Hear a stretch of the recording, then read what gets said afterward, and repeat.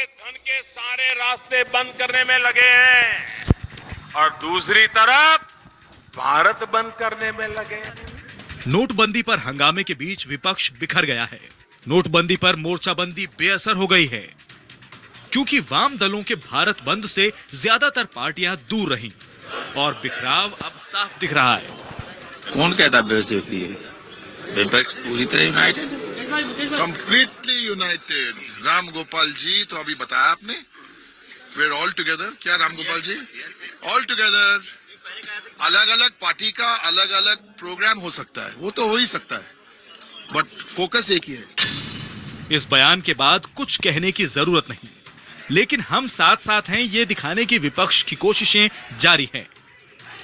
70 से लोग ज्यादा मर गए हैं, कम से कम 1200 घायल हो गए। तो इसीलिए ये जरूरी है कि आप एडजर्नमेंट मोशन को अलाउ करो। हम आपके सामने सारी चीजें रखेंगे और उस वक्त मालूम होगा क्या मोदी साहब सच है, क्या हम सच है। प्रॉपर्टी के अंदर कैश खूब प्रॉपर्टी कैश में बिक रही है, तो काला धन जो था वो भी 10 गुना बढ़ गया। काले धन का जनरेशन अब तो 2-2 हजार के नोट की ब्लैक हो रही है। आक्रोश जनता की समस्याओं को लेकर के हमारे दिल में भी है, लेकिन सड़क पर हम उसका हिस्सा नहीं बनेंगे। इसलिए हमारी पार्टी ने उससे दूर रहने का फैसला किया। सवाल यह है कि क्या जनभावना के आगे विपक्ष की मोर्चाबंदी टूट गई है? काला धन बंद है, देश खुला हुआ है, देश खुला हुआ है। ये दिल्ली का पांडव नगर बाजार है। आमतौर पर सोमवार के दिन ये बाजार बंद रहता है, लेकिन यहाँ के दुकानदारों ने आज बाजार खोलकर विपक्ष को ये संदेश दे दिया कि वो नोटबंदी पर पीएम मोदी के साथ है।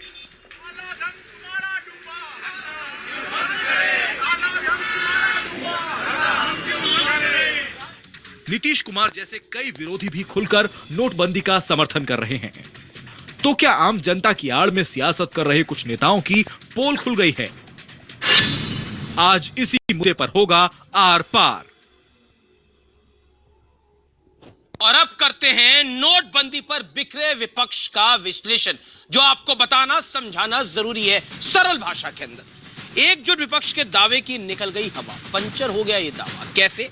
भारत बंद के नाम पर अकेले पड़ गए वामपंथी, लेफ्ट अकेला पड़ गया, कोई साथ नहीं दिखा। जेडीयू जैसा घोर विरोधी भी पीएम मोदी के पाले में आके खड़ा हो गया। विरोध की सियासत करने वालों की पोल खुल रही है, आपस में गठबंधन नहीं दिख रहा, मोर्चा बंदी नहीं दिख रही, आपस में एक साथ भी नहीं दिख रहे। भारत बंद पर जनता ने विपक्ष को सबक सिखाने की कोशिश की। कई जगह बाजार खुले रहे, आज सोमवार को छुट्टी होती है, कई जगह बाजार वहां भी खुल गए।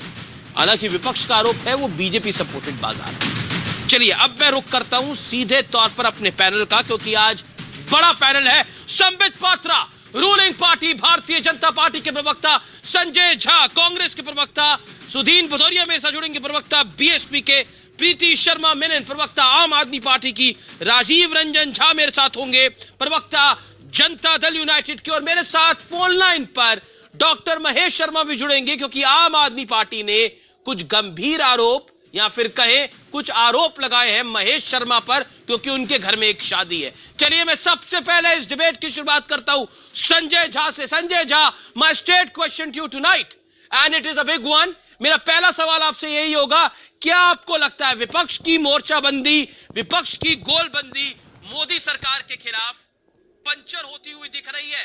क्योंकि आज विपक्ष के तेवर वैसे नहीं थे जैसे पहले होते थे, ऐसा क्यों?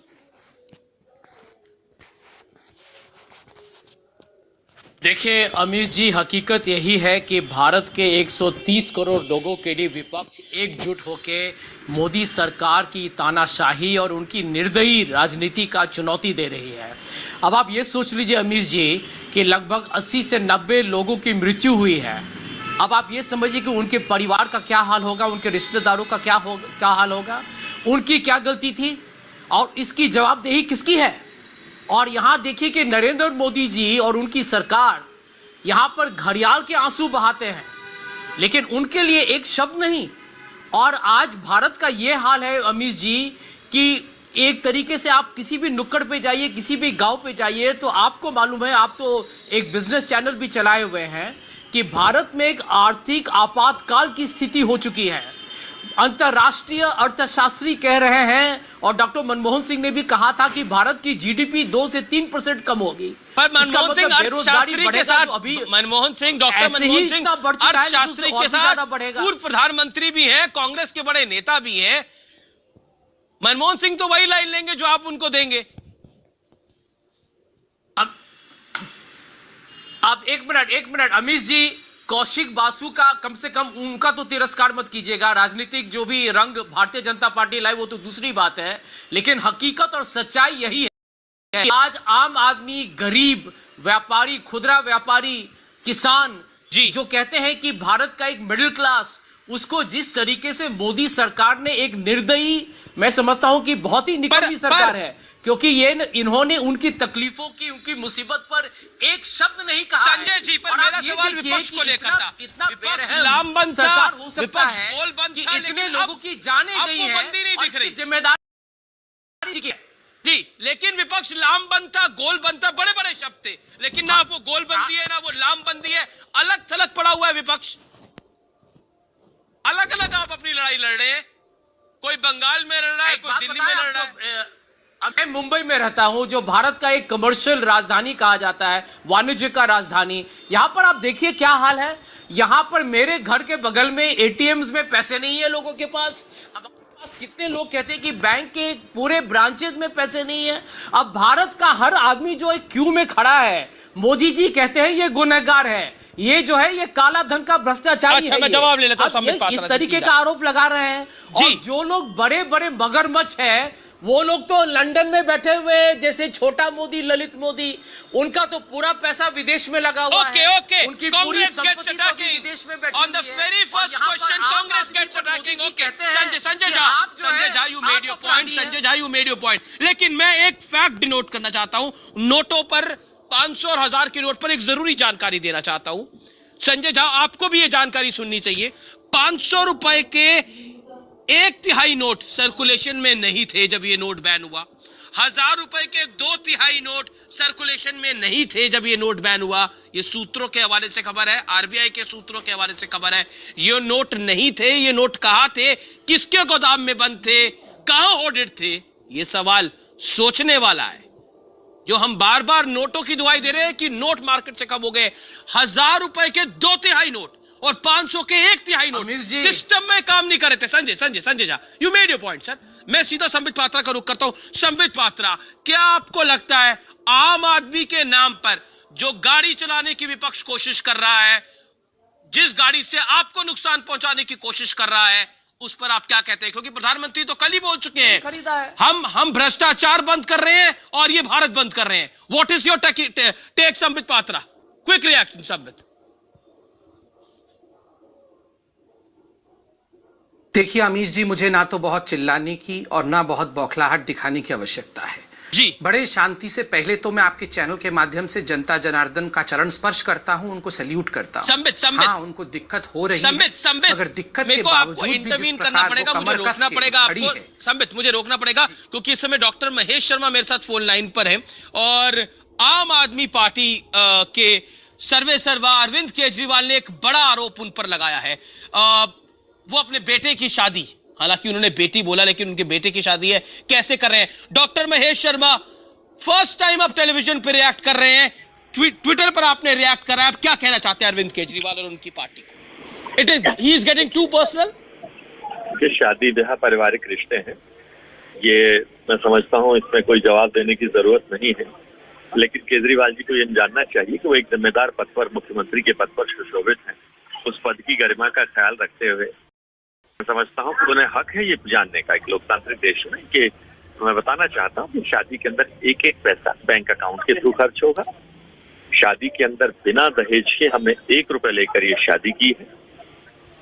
तो हमारी होने वाली बहू अपने आप में हमारी जो डॉक्टर है, और मैं समझता हूँ जो विषय उन्होंने उठाए वो उनकी कोई प्रासंगिकता नहीं है।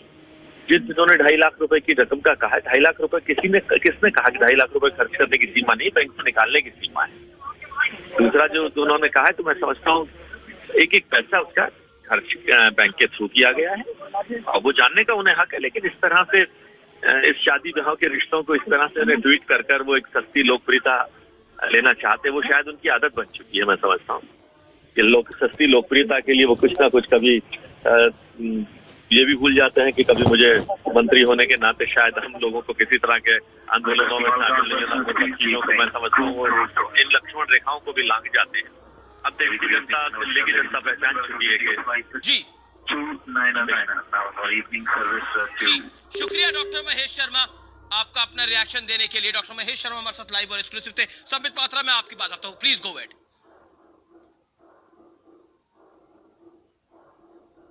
धन्यवाद। मैं इतना ही कह रहा था कि आज किसी प्रकार से बिफर कर चिल्लाकर जवाब देने की आवश्यकता नहीं है। मैं तो देश की जनता को आपके चैनल के माध्यम से सलाम कर रहा था कि हाँ, बहुत सारी परेशानियों के बावजूद भी वो देख पा रहे हैं जो विपक्ष के नेता जानते हुए भी देखना नहीं चाहते हैं। जनता जान पा रही है कि काले धन के खिलाफ मुहिम है, ये जो मगरमच्छ बैठे थे धन को ऐंठ करके उनके खिलाफ मुहिम है, इसलिए कमर कस के जनता तो लग गई है।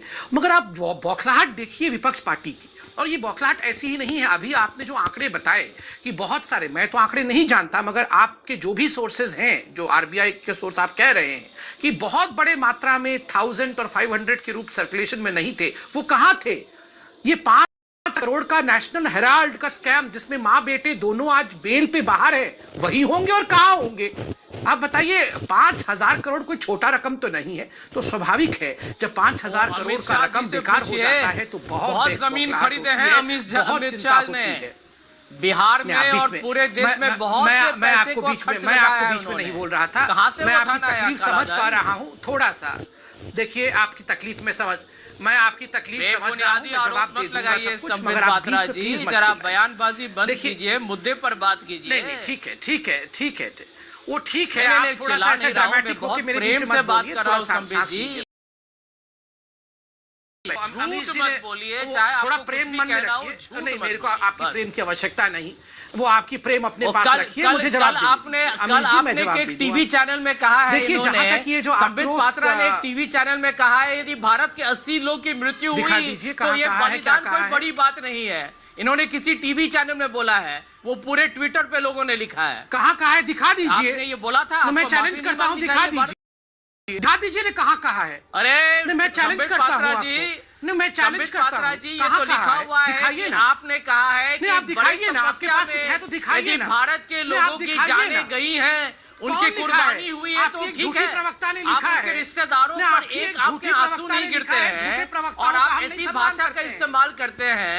ये यही सिद्ध करता है कि आप कितने बेदर्द हैं, आप कितने बेरहम हैं और आप कितने बेशरम हैं। झूठे जो लाइन की तस्वीर अफ्रीका का संबित पात्रा जी, आप लोग बेरहम हैं और बेशरम हो चुके हैं। फोटो लाके ट्वीट करता है। आपको हिम्मत है तो टीवी स्टूडियो से निकलिए और नुक्कड़ पे जाके बात कीजिए, आपको जवाब मिलेगा।